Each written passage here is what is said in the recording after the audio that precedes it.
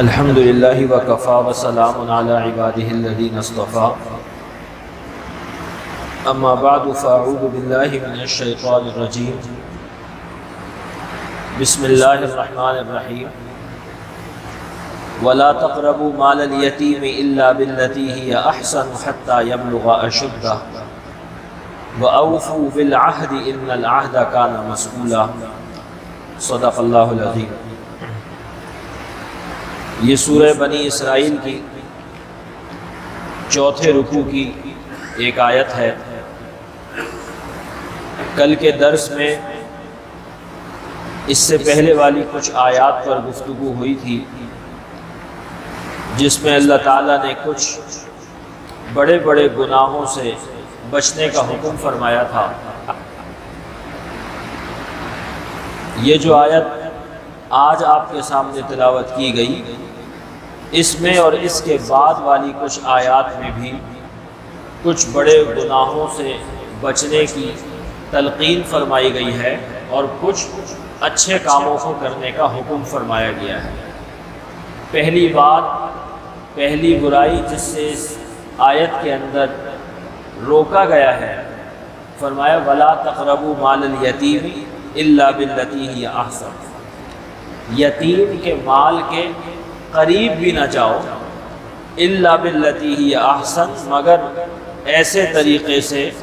جو بہترین۔ زمانہ جاہلیت میں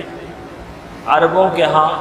یہ عام دستور تھا اور رواج تھا، اور یہ اخلاقی خرابی تھی کہ اگر کسی آدمی کا انتقال ہو جاتا اور اس کے ورثاء میں کوئی نابالغ بچے ہوتے تو ان ورثاء کو جو ان کا حصہ بنتا تھا وراثت کا، ان کا حصہ ان کے ہاتھ میں دینے کے بجائے ان کا کوئی بڑا رشتہ دار جو ہوتا تھا، ان کا کوئی چاچا، ان کا کوئی تایا، وہ اپنے ہاتھ میں لے لیتا تھا، اور اس کے بعد اس یتیم کے مال کو مال مفت دل بے رحم سمجھ کے استعمال کیا کرتے تھے، اور وہ یتیم رلتا ہی رہتا تھا۔ قرآن کریم نے اس بات کی خاص طور پہ تاکید فرمائی کہ یتیم کا جو مال ہے اس مال کو غلط طریقے سے ہاتھ نہ لگانا، بلکہ اس مال کو امانت سمجھ کر دھیان سے اس مال کی حفاظت کرو، اور جب یتیم بڑا ہو جائے اور بالغ ہو جائے، اپنے مال کی حفاظت کی قدرت اور اختیار اس کے پاس آ جائے، تو اس کا مال امانت داری کے ساتھ اس کے سپرد کر کے اپنی ذمہ داری کو ادا کرو۔ اور فرمایا کہ اس بات کا خیال رکھنا کہ ان الذین یأکلون اموال الیتامی ظلما انما یأکلون فی بطونہم نارا، کہ جو لوگ یتیموں کا مال ظلم اور ناانصافی کے ساتھ کھا لیتے ہیں تو وہ اپنے پیٹوں کے اندر آگ کو بھر رہے ہیں، دوزخ کی آگ ہے جو ان کے پیٹ میں جا رہی ہے۔ تو یہاں بھی اسی بات کی تلقین فرمائی کہ دیکھو یتیم کے مال کے قریب نہ جانا، مگر ایسے طریقے سے جو اس کے حق میں بہتری ہو، اس کی مال کا حفاظت ہو، اس کے مال کی بڑھوتری ہو، اس کے مال میں اضافہ کیا جائے۔ تو ایک تو اس بات کا خیال رکھو۔ آگے فرمایا وَأَوْفُوا بِالْعَهْدِ، عہد کو پورا کرو، ان العہد کان مسئولا، عہد کے بارے میں تمہاری باس پرس ہونے والی ہے، عہد کے بارے میں پوچھا جائے گا۔ عہد کیا ہے؟ فرمایا کہ ایک عہد تو وہ ہے کہ جو انسان کا اپنے رب کے ساتھ ہے، اور وہ عہد ہے جو ہر انسان نے اپنی پیدائش سے پہلے عالم ارواح میں اللہ کے سامنے کیا تھا، جس کو عہد الست کہتے ہیں کہ وَإِذْ أَخَذَ رَبُّكَ مِن بَنِي آدَمَ مِن ظُهُورِهِمْ ذُرِّيَّتَهُمْ وَأَشْهَدَهُمْ عَلَىٰ أَنفُسِهِمْ۔ اللہ تعالیٰ نے 90 سپارے میں سورہ اعراف میں اس کو ذکر فرمایا کہ اللہ نے ساری بنی آدم کو جمع فرمایا، اور جمع فرما کے ان سے ایک عہد لیا اور ایک وعدہ لیا، ان سے سوال پوچھا کہ کیا میں تمہارا رب نہیں ہوں؟ تو سب نے بیک زبان کہا کہ کیوں نہیں، آپ ہی ہمارے رب ہیں۔ ایک تو اللہ کی رب ہونے کا اقرار انسان نے اپنی پیدائش سے پہلے کیا تھا، اور اس عہد کا اور اس وعدے کا اثر ہے کہ ہر انسان کے دل میں فطری طور پر کسی رب کی خواہش اور کسی رب کی ایک چاہت دل کے اندر انسان کے موجود ہے، اور وہ کسی رب کو چاہتا ہے، وہ کسی رب کو چاہتا ہے، اللہ کو چاہتا ہے اور اللہ کو مانتا ہے۔ دنیا میں بہت کم بد نصیب لوگ ایسے ہیں کہ جو اللہ کو نہیں مانتے، ورنہ ہر انسان اللہ کو مانتا ہے۔ تو یہ ایک تو وہ وعدہ ہے، اور اس وعدے کا تقاضا یہ ہے کہ اللہ کو رب مانا جائے اور اللہ کی بات کو مانا جائے۔ اس کے بعد ایک دوسرا وعدہ ہے اور دوسرا عہد ہے جو تمام مسلمانوں نے کیا، ایمان والوں نے کیا، کہ اشہد ان لا الہ الا اللہ و اشہد ان محمد رسول اللہ۔ یہ اللہ کے وعدوں کو، اللہ کے احکامات کو ماننے کا زبانی عہد ہے اور دنیا میں آنے کے بعد عہد ہے، اور یہ عہد تقاضا کرتا ہے کہ اللہ نے جن چیزوں کا حکم فرمایا ہے ان چیزوں پر انسان عمل کرے، اور جن چیزوں سے منع فرمایا ہے ان چیزوں سے اپنے آپ کو روکے، حرام سے بچے اور حلال کی پابندی کرے۔ یہ کلمے کا عہد یہ اس بات کا تقاضا کرتا ہے۔ فرمایا کہ یہ عہد اس کو بھی پورا کرنا لازم ہے۔ اور تیسرا عہد وہ ہے جو انسان دوسرے انسان کے ساتھ کیا کرتا ہے، آپس کے اندر تجارتی معاہدات، آپس کے اندر سیاسی معاہدات، اور ایک دوسرے کے ساتھ وعدے جو انسان کیا کرتا ہے۔ فرمایا کہ ان وعدوں کو پورا کرو، ان معاہدوں کو پورا کرو، جو ایگریمنٹ کیا ہے اس ایگریمنٹ کو پورا کرو۔ ہاں کسی معاہدے میں اللہ کی ناراضگی والی کوئی بات ہو تو وہ تو پورا کرنے کا حکم نہیں ہے، لیکن باقی جتنے جائز معاہدات اور معاملات ہیں، جہاں تم نے زبان دی ہے، جہاں تم نے لکھ کے دیا ہے، جہاں تم نے سائن کیے ہیں، جو کسی کو تم نے قول و قرار کیا ہے اس کا پاس رکھو، اس کو پورا کرو۔ اس لیے کہ نبی اکرم صلی اللہ علیہ وسلم نے اس بات کو منافق کی نشانی فرمایا ہے کہ جو وعدہ کرے اور وعدے کی خلاف ورزی کرے، جو وعدہ کرے اور اس کو پورا نہ کرے۔ فرمایا کہ یہ منافق کی نشانی ہے کہ جب وعدہ کرے تو وعدے کے خلاف کرے۔ قرآن کریم کہتا ہے اوفوا بالعہد، وعدے کو پورا کرو، اس لیے کہ اس وعدے کے بارے میں سوال کیا جائے۔ کسی کو پیمنٹ دینے کا وعدہ کیا کہ فلاں وقت پہ دوں گا، کسی کو سروس دینے کا وعدہ کیا، کسی کو مال دینے کا وعدہ کیا اور اس کے ساتھ معاہدہ کیا، ایگریمنٹ کیا، اور اس کے بعد اس سے پیچھے ہٹ گئے،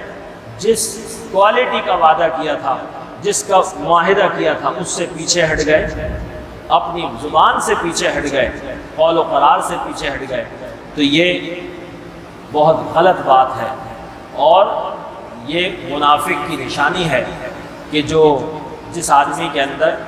نفاق کے اثرات ہوتے ہیں تو فرمایا کہ وعدہ خلافی کرتا ہے۔ لہذا وعدے کرو تو وعدوں کو پورا کرنے کی نیت سے کرو۔ ہاں کبھی کوئی غلطی ہو جائے، بھول چوک ہو جائے تو معافی بھی مانگو، بندے سے بھی معافی مانگو، لیکن وعدے کرو تو وعدوں کو پورا کرو، کمٹمنٹ کا پاس رکھو۔ آگے فرمایا وَأَوْفُوا الْكَيْلَ إِذَا كِلْتُمْ وَزِنُوا بِالْقِسْطَاسِ الْمُسْتَقِيمِ۔ اگلا حکم فرمایا کہ جب کسی کو کوئی چیز پیمانے سے ناپ کر دو تو پورا ناپو، ناپ اور تول میں برابری کا اور انصاف کرنے کا اور دوسرے کو اس کا حق دینے کا حکم فرمایا۔ ابھی چند دن پہلے ذکر آیا تھا قوم شعیب علیہ السلام کا۔ حضرت شعیب علیہ السلام کی قوم جو کافر ہونے کے ساتھ ساتھ معاشرتی خرابی اور معاملات کی خرابی میں مبتلا تھی کہ ناپ تول میں کمی کیا کرتے تھے، جو دینا کا اور لینے کے باٹ تھے وہ مختلف ہوتے تھے اور پیمانے مختلف ہوتے تھے، تو فرمایا کہ ناپ تول کے اندر کمی، اس سے بچو۔ قرآن کریم یہ کہتا ہے کہ جو ناپ تول میں کمی کرنے والے ہیں ان کے لیے بڑی ہلاکت ہے، بڑی خرابی ہے۔ ویل للمطففین، ایک سورت نازل فرمائی ہے مطففین، 30ویں سپارے میں، آخری سپارے میں ایک سورت ہے جس کا نام ہی یہ ہے کہ وہ لوگ جو ناپنے تولنے کے اندر کمی کیا کرتے ہیں۔ اور ہم یہ سمجھتے ہیں کہ شاید ناپنے تولنے کے اندر کمی وہ صرف فروٹ والا اور سبزی والا ہی کرتا ہے، نہیں، بلکہ جس آدمی کا جو حق دینا ہے اس حق کے اندر دینے میں کمی کرنا، یہ ناپنے اور تولنے کے اندر کمی ہے۔ چاہے ایک آدمی ملازم ہے، وہ جاب کرتا ہے، تو اپنے ڈیوٹی آورز، اپنی ڈیوٹی کا جو وقت ہے، اگر اس وقت کو صحیح طرح سے ادا نہیں کر رہا، اگر اس کے اندر اپنے ذاتی کام کر رہا ہے، اگر اس وقت کے اندر ڈنڈی مار رہا ہے، تو یہ ناپنے تولنے میں کمی ہے، یہ حق کی ادائیگی میں کمی ہے، یہ ڈنڈی مارنا ہے۔ اگر ایک آدمی کی صلاحیتیں اس ملازمت کے وقت میں اپنے مستاجر کے لیے اور اپنی کمپنی کے لیے خرچ ہونی چاہیے، اور وہ اپنا ذہن اور اپنی صلاحیتیں وہاں خرچ نہیں کر رہا، جو کچھ اس کو دینا ہے آؤٹ پٹ وہ نہیں دے رہا، تو یہ ادائیگی میں کمی کر رہا ہے، یہ حق میں کمی کر رہا ہے۔ جو سروس دینی ہے وہ سروس نہیں دے رہا، یہ حق میں کمی کر رہا ہے۔ تو جو کچھ بھی ادائیگی ہے، جب کسی کو کوئی مال دینا ہے، اس مال کی جو کوالٹی دینی ہے اس کوالٹی میں کمی کر دی، اس کی جو کوانٹیٹی دینی ہے، اس کی جو مقدار دینی ہے اس مقدار میں کمی کر دی۔ یہ ساری کمیاں یہ ناپ تول کی کمی شمار ہوتی ہے، یہ ناپ تول کی کمی شمار ہوتی ہے۔ لہذا جو بھی اس طرح کے کام کرے گا قرآن کریم کے احکامات کی خلاف ورزی کا مرتکب ہوگا۔ تو فرمایا کہ ناپ تول کی اندر پورا ادا کرو، اور یہ بھی فرمایا کہ دیکھو ذالک خیر و احسن تعبیرا، کہ یہی طریقہ درست طریقہ ہے اور اس کا انجام بہتر ہے۔ قرآن کریم نے کیا خوبصورت انداز سے سمجھایا ہے کہ دیکھو ناپ تول کو پورا ادا کرنا، یہ کام بھی درست ہے اور اس کے نتائج بھی درست ہیں، جو لوگ اس کی پاسداری کرتے ہیں، جو حق پورا ادا کرتے ہیں، جو معاملات کو درست رکھتے ہیں، دنیا میں بھی کامیاب ہوتے ہیں اور آخرت کے اندر بھی کامیاب ہوتے ہیں۔ اور اگر وہ غیر مسلم ہے تو وہ دنیا کے اندر ہی اس کے سارے اچھے عمل کا نتیجہ اللہ پاک دے دیتے ہیں۔ آج جو دنیا کے اندر غیر مسلموں کی تجارت اور غیر مسلم ممالک کی تجارت جو اوپر جاتی ہے، اور ان کی تجارت جو مضبوط ہے، ان کی معیشت مضبوط ہے، اس کی ایک بنیادی وجہ یہ ہے کہ اسلام کے ان اصولوں کو انہوں نے اپنی زندگیوں کے اندر داخل کیا ہے، کہ ناپنے اور تولنے کے اندر کمی نہیں کیا کرتے، ناپنے تولنے میں ڈنڈی نہیں مارا کرتے۔ لہذا آپ کو اس بات کا اطمینان ہوتا ہے کہ اگر جاپان سے کوئی چیز آئے گی، اگر جرمنی سے کوئی چیز آئے گی، تو اس کے اندر جو کچھ لکھا ہوا ہے اس سے آگے پیچھے نہیں ہوگی۔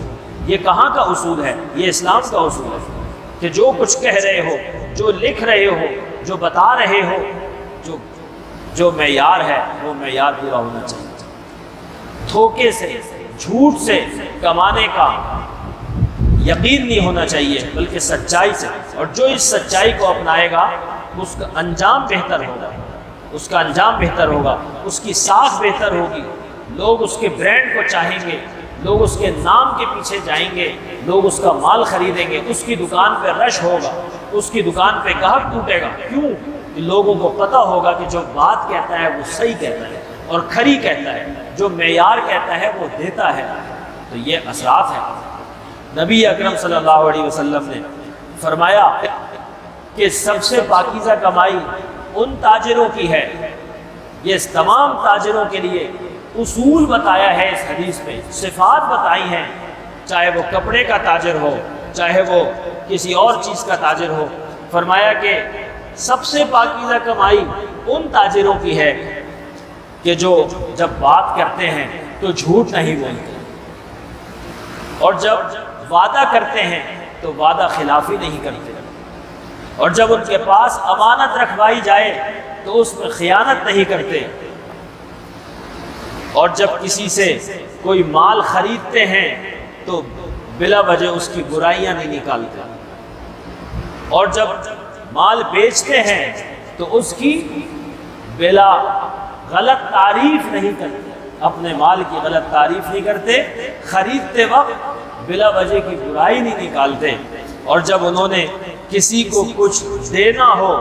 تو اس میں ٹال مٹول نہیں کیا کرتے، اور جب کسی سے لینا ہو تو اس میں تنگی نہیں کیا کرتے۔ تجارت اور معیشت کے نظام کو مضبوط بنیادوں پر کھڑا فرمایا اللہ کے نبی صلی اللہ علیہ وسلم نے، اور یہ صفات ایک ایک تاجر میں یہ صفات کو زندہ کرنے کی بات فرمائی۔ اگر ان صفات پر ہماری تجارت استوار ہو جائے، آپ یقین کیجئے اس معاشرے کے اندر کتنا بڑا سدھار آ جائے، اور آپ کی تجارت کہاں پہنچ جائے، انفرادی طور پر بھی اور اجتماعی طور پر بھی، کہ آپ کی قوم قابل اعتماد ہو جائے، آپ کا تاجر قابل اعتماد ہو جائے، دنیا میں نام ہو کہ اگر سچائی اور امانت داری اور وعدے کی پاسداری کے ساتھ تجارت کرنی ہے تو ان مسلمانوں سے سیکھو۔ افسوس کہ آج ایسا نہیں ہے، یہ ہماری بدعملی ہے، قرآن و حدیث کو چھوڑا ہے۔ تو ایک بات تو یہ، اور فرمایا آگے کہ وَلَا تَقْفُ مَا لَيْسَ لَكَ بِهِ عِلْمٌ، کہ دیکھو جس بات کا تمہیں یقین نہ ہو اس کے پیچھے مت پڑنا، جس بات کا تمہیں یقین نہ ہو اس کے پیچھے نہ پڑنا، اس لیے کہ ان السمع والبصر والفؤاد کل اولئک کان عنہ مسئولا، کہ کان، آنکھ اور دل سب کے بارے میں سوال ہوگا۔ قرآن کریم نے یہاں پہ منع فرمایا اس بات سے کہ انسان کو اگر کسی بات کے بارے میں علم نہیں ہے تو نہ تو اس بات کے اوپر یقین کر کے بیٹھ جائے، نہ اس بات کو پھیلائے، اور نہ ہی اس بات کے اوپر عمل کرے۔ یعنی مثال کے طور پہ کہ اگر کسی آدمی کے بارے میں ہم نے کوئی بات سنی لیکن اس کی کوئی برائی سنی، اس کے بارے میں کوئی الزام سنا، لیکن ہمارے پاس اس کی تحقیق نہیں ہے اور مستند قابل اعتماد ذرائع سے اس کی تحقیق ہمارے سامنے نہیں آئی، تو اب اس بنیاد کے اوپر اس آدمی کو ہم چور سمجھ لیں، اس آدمی کو غلط سمجھ لیں، اس آدمی کو بد کردار سمجھ لیں، اور اپنے دل کے اندر یہ سمجھ لیں کہ ہاں یہ آدمی ایسا ہی ہے،